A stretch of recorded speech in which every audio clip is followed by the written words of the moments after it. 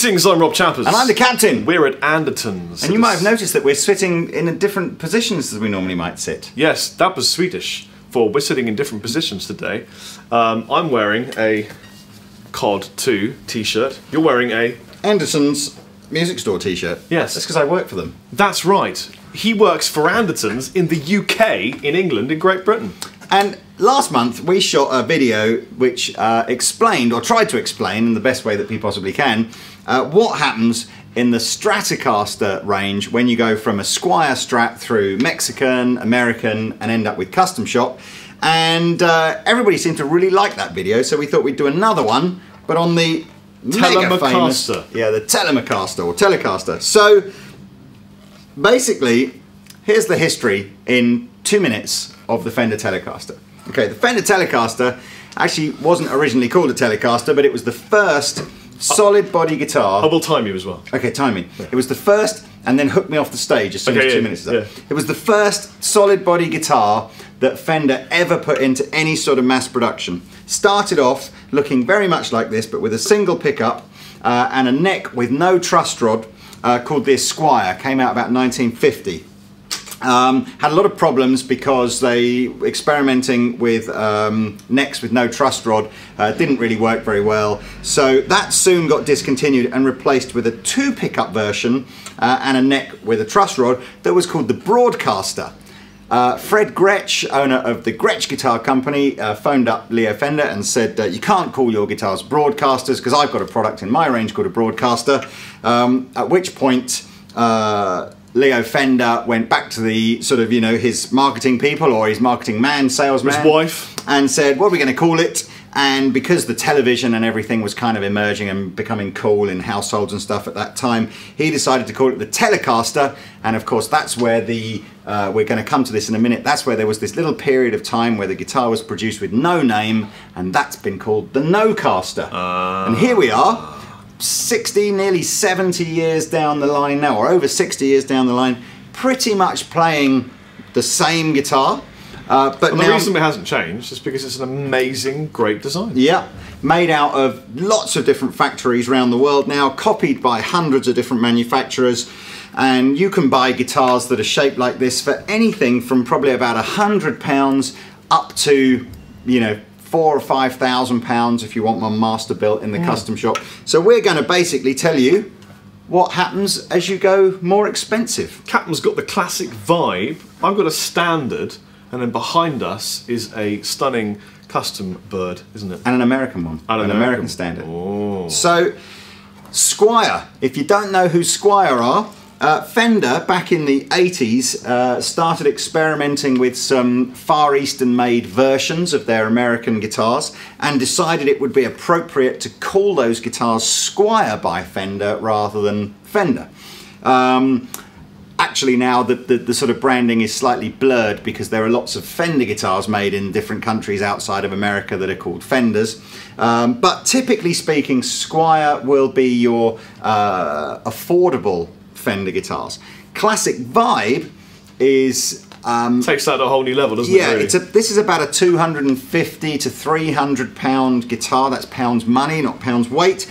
And is actually one of the biggest selling guitars in Andertons right now. You can have a classic vibe Tele or a Strat or a Jaguar or a Jazzmaster, whatever you want, but this is the Telecaster. This is very true to the original Telecasters. And that's why it's selling so well. The blackguard butterscotch, it's got the brass saddles. It looks just like the classic Telecaster of yore. Right. Bridge sound! My bridge sound!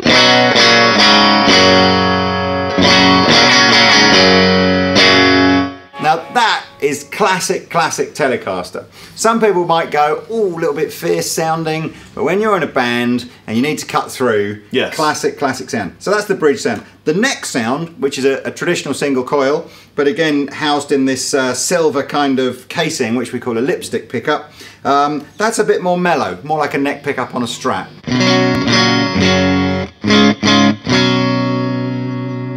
And then you combine the two together, you get this.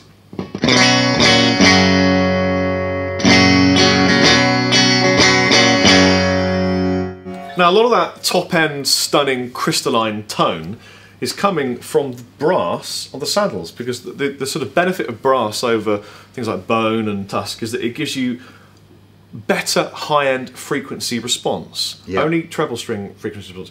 And the pine, which is what this body's made of, is a really kind of lightweight, resonant feeling wood, isn't it?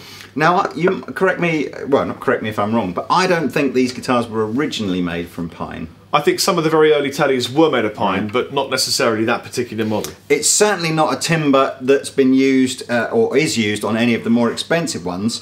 It's basically the Squier Classic Vibe. They use pine because it's a very affordable wood, so it doesn't put a big premium on the price of the guitar. It sounds great, doesn't it? Sounds great. It's got this great looking grain in it as well, so it kind of looks a bit like an old piece of swamp ash that might have been used on a more expensive one.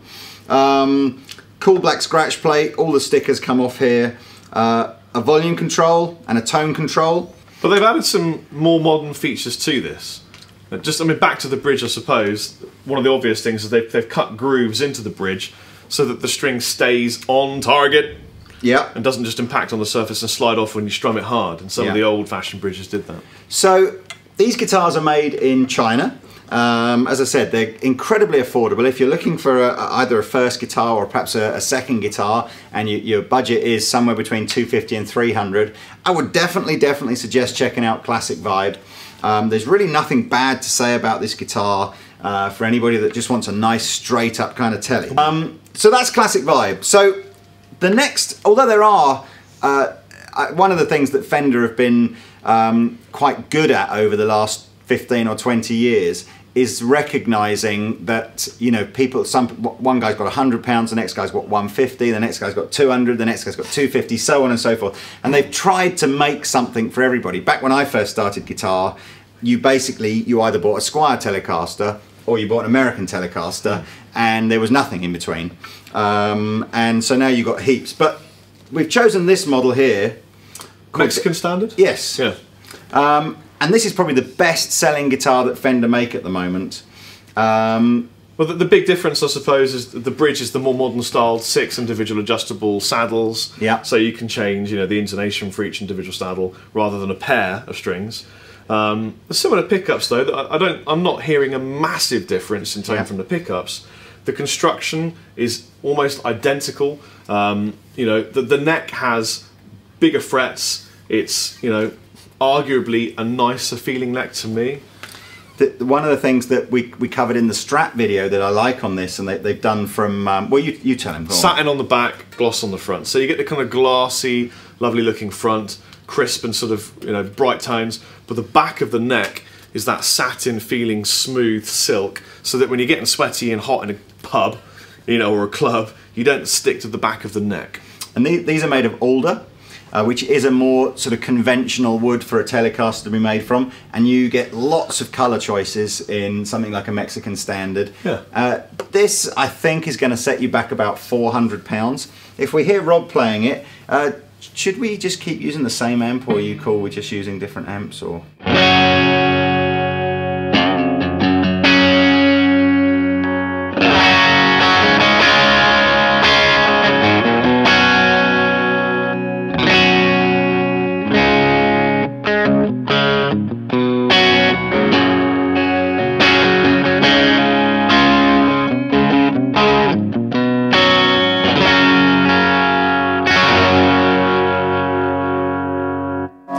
one of the guys that probably you're most surprised to find out just how much he used a Telecaster when he was recording is Jimmy Page. So let's hear some classic Zeppelin.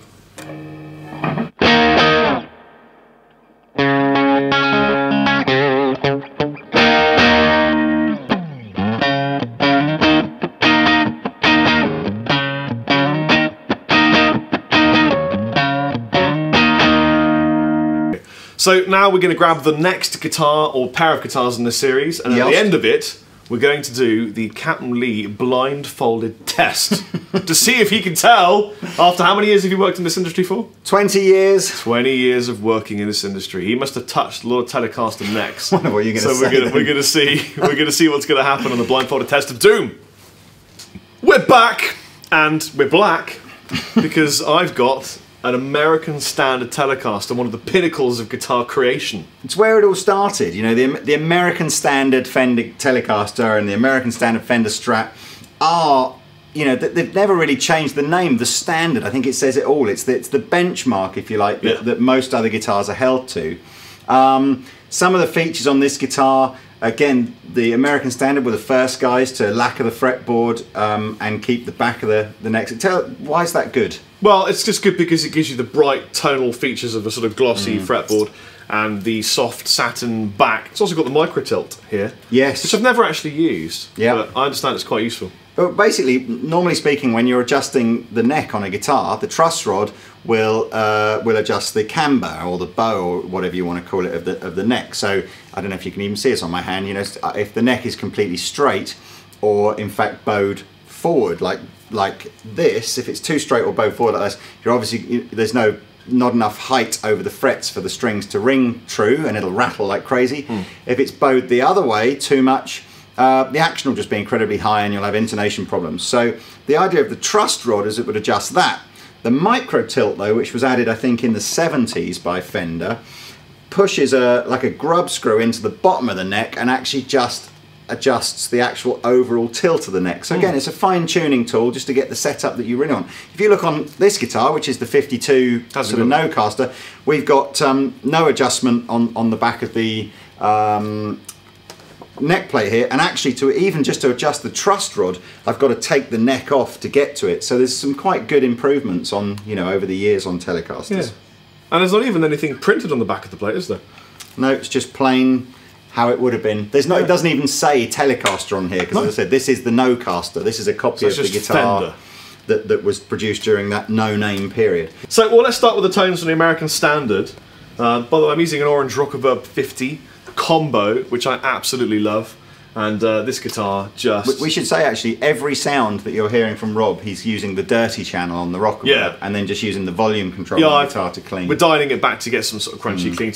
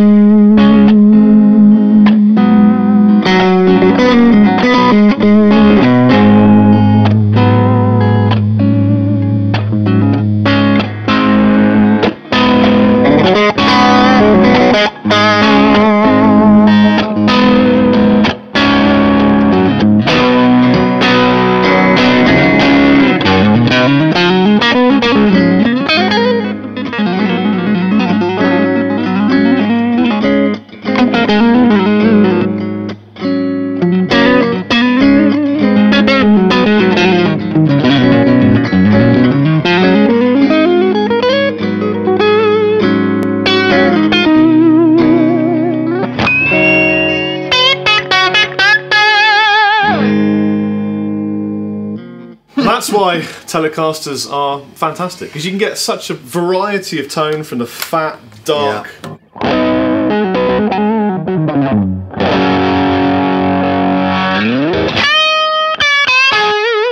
To that kind of screaming pain.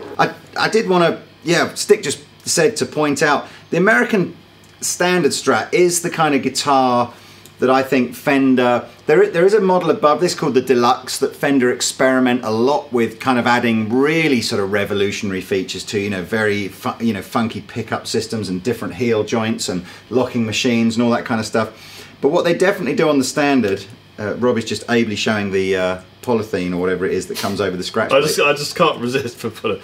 They will take kind of like the best simple ideas from the Deluxe and filter them down onto the Standard. And one of those ideas is called I think it's called the grease bucket tone circuit. And that is what you'll feel on the American Strats and Telecasters is that the tone controls have like when they're all the way up, have like a notch filter on them, and what that's essentially doing is completely bypassing the circuit of the tone control, enabling the full tonal range of the pickup to just hit the output of the guitar here rather than go through any kind of a tone pot. Now, this is an alder body, isn't it? Yes. And previously the Mexican Standard had what kind of wood in the body? Alder as well. Oh, alder as well, okay. Although previously, yeah, the Mexican stuff was made from poplar, but more recently they did change it. It was very popular. And they went for an alder wood. That's right, yeah. Than the popular one. We got cool kind of, almost Strat style. They're retro, aren't they? Saddles on here, so you haven't got to worry. If you look on my guitar, which has got the original brass saddles that Rob mentioned on the Squier before, but without the grooves cut across them. I said this is a sort of a warts and all authentic 52 Telecaster. Yeah. And of course, what it's quite difficult to do when you've got a big lump of brass across two strings is to really accurately get the intonation in. So you've got much more fine tuning on here, even over action and stuff like that. So what does this retail for? These are about £1,000. Come with a hard case. I just love the tone. Give me that Keith Richards thing, because it's kind of like Keith Richards' famous Telecaster player.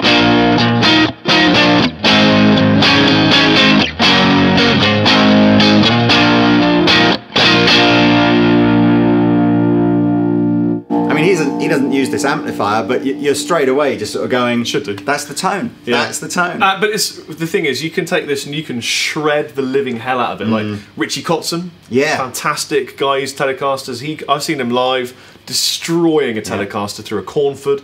I've seen people like loads of guys playing Telecasters. Heaps of country players. And people playing metal on Telecasters. It kind of I know this kind of sounds like, maybe you guys watching this in America will probably kind of go, we got millions of country players, I know it all well. Over in the UK, we don't have a very big country scene. So you can actually, as a guitar player, you can be exposed to country kind of quite late on in your guitar playing career. And you can grow up sort of thinking, oh, this rock guy is the best player in the world, or this rock guy, this metal guy's the best player in the world. And then you see all these country guys, and you just go, oh my God, they just leave just leave everyone else for standing when Johnny it comes Hillen. to technique and speed and how clean they are. But the Telecaster isn't genre specific. You can use it for any kind of style, including metal, as is aptly demonstrated by a couple of players that are fantastic. Yeah. And Jim Root. Jim Root. There you go. John 5. Yeah, absolutely. Number 5. And again, nice, slim, tapered neck, really, really easy to play. The action is fantastically low. We noticed as well, one of the differences between the American and the Mexican, the pickups were quieter, so there wasn't so much hum through the amp. Oh yeah, immediately. Not quieter as in not as loud, because they're louder. But less hum. But there's less hum. Yeah. This is a great guitar. It is. Tell me about that guitar. Just to quickly finish on this, again, in terms of choices, you can have the American Tele in a rosewood or a maple fretboard.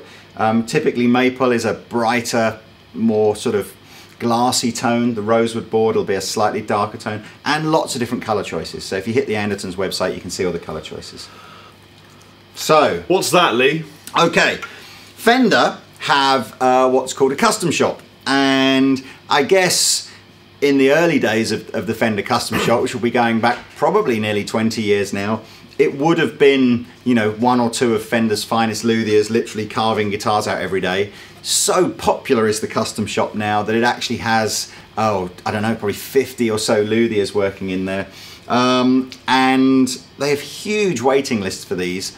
But basically, custom shop, I would say the main difference with custom shop to say the factory, the American factory that makes these, Timbers? is timbers. Yeah, there is a feel the weight of that. Wow, there's like nothing there, is there? Yeah. This is a swamp ash body, so you get this slightly lighter feel, slightly different kind of a tone, beautiful grain that you see through it. I'm using this with this particular model. When you order from the custom shop, what I like to do is I always upgrade them to have bird's eye maple necks on. You know, it adds about £200 to the price. Yeah, we're going to show you some lovely close-ups of that bird's eye, trying to capture it as best I could. It's really pretty, and I kind of think if you're going to buy a real top-of-the-line guitar like this, you might as well, you know, spend a couple of extra, a couple of hundred extra pounds and get something really pretty. Purchasing a bit of heritage if you get one of these, aren't you? Because it really is, you know, historic. Okay. So I'm running this through a little Fender Blues Junior amplifier, clean sound.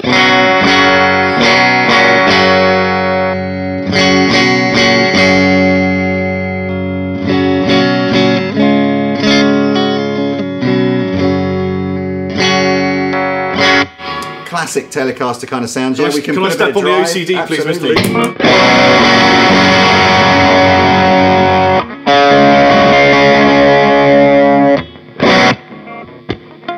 Try it, sorry.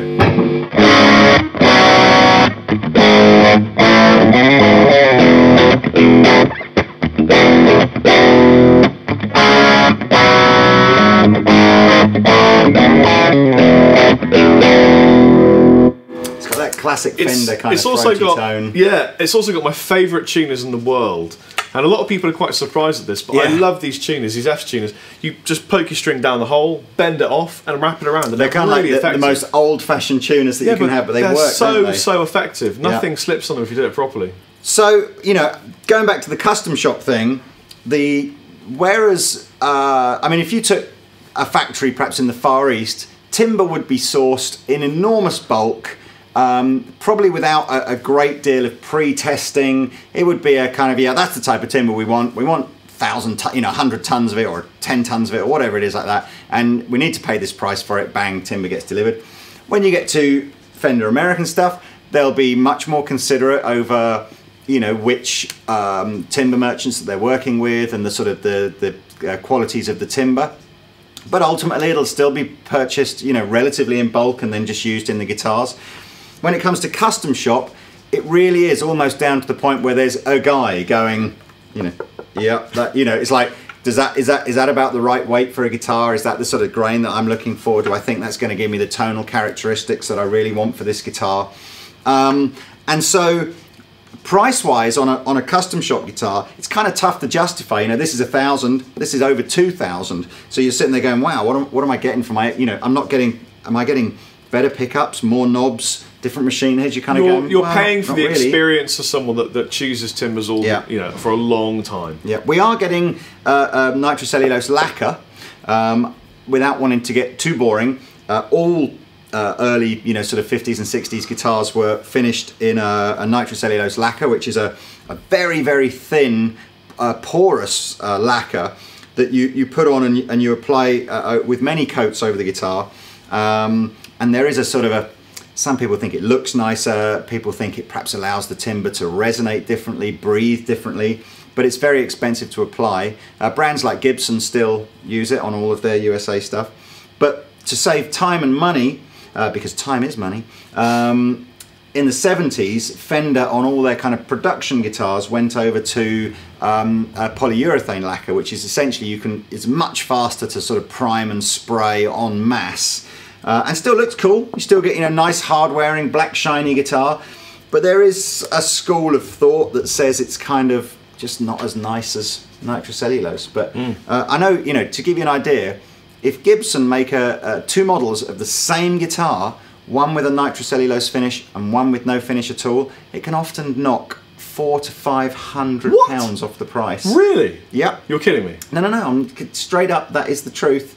So I said it's hours and hours and hours of time left physically applying the lacquer, leaving the guitar to dry, buffing it down, applying another coat of lacquer, leaving the guitar to dry. That is absolutely Pablo will be able to tell us more about that because he probably does it himself. That's crazy.